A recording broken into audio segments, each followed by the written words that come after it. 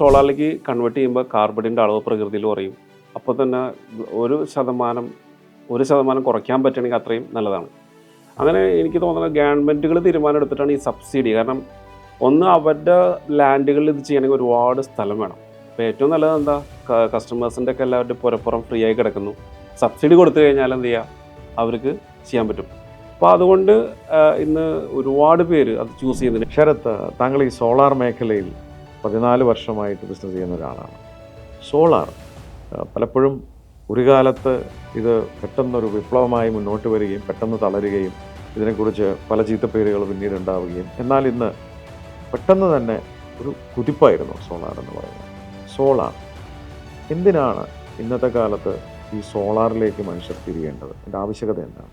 നമുക്കറിയാം, ഇവിടെ global warming ഇപ്പോൾ കൂടിക്കൊണ്ടിരിക്കുകയാണ്. അപ്പോൾ രാജ്യങ്ങൾ തമ്മിൽ ഫസ്റ്റ് എടുത്തിരിക്കുന്ന ഒരു പ്രയോറിറ്റി മാക്സിമം സോളാറിലേക്ക് കൺവേർട്ട് ചെയ്യുക എന്നുള്ളതാണ്. കാരണം സോളാറിലേക്ക് കൺവേർട്ട് ചെയ്യുമ്പോൾ കാർബണിൻ്റെ അളവ് പ്രകൃതിയിൽ കുറയും. അപ്പോൾ തന്നെ ഒരു ശതമാനം കുറയ്ക്കാൻ പറ്റുകയാണെങ്കിൽ അത്രയും നല്ലതാണ്. അങ്ങനെ എനിക്ക് തോന്നുന്നത് ഗവൺമെൻറ്റുകൾ തീരുമാനം എടുത്തിട്ടാണ് ഈ സബ്സിഡി. കാരണം ഒന്ന് അവരുടെ ലാൻഡുകളിൽ ഇത് ചെയ്യണമെങ്കിൽ ഒരുപാട് സ്ഥലം വേണം. അപ്പോൾ ഏറ്റവും നല്ലത് എന്താ, കസ്റ്റമേഴ്സിൻ്റെ ഒക്കെ എല്ലാവരുടെ പുരപ്പുറം ഫ്രീ ആയി കിടക്കുന്നു. സബ്സിഡി കൊടുത്തു കഴിഞ്ഞാൽ എന്ത് ചെയ്യുക, അവർക്ക് ചെയ്യാൻ പറ്റും. അപ്പോൾ അതുകൊണ്ട് ഇന്ന് ഒരുപാട് പേര് അത് ചൂസ് ചെയ്യുന്നുണ്ട്. 78,000 സബ്സിഡി ഇപ്പോൾ സെൻട്രൽ ഗവൺമെൻറ് കൊടുക്കുന്നുണ്ട്. അത് നല്ല രീതിയിൽ ഉപയോഗിക്കാൻ പറ്റുന്നുണ്ട് ആൾക്കാർക്ക്. ഒന്നത്.